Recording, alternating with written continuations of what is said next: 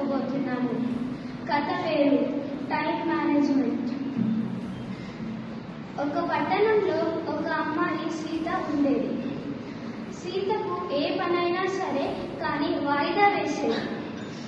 అలా ఏ పనైనా సరే, హోంవర్క్, చదువు, రాయడం అన్నీ రేపు చేద్దాంలే కానీ అని వదిలేసేది. అలా వాళ్ళ పాఠశాలలో ఒక ఉపన్యాసం పోటీ పెట్టారు. సీత కూడా పాల్గొంది.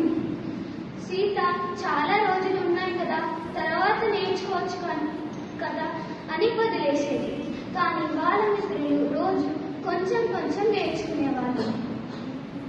అలా ఉపన్యాసం పోటీ రానే వచ్చింది. సీత ఏమీ చదువుకోలేదు, ఏదో ఒకటి చెప్పేసింది.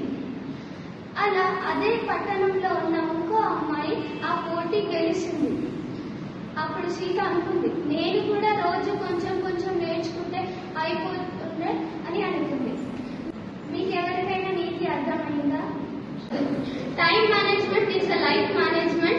Time is very precious to us, so do not waste it, use it wisely.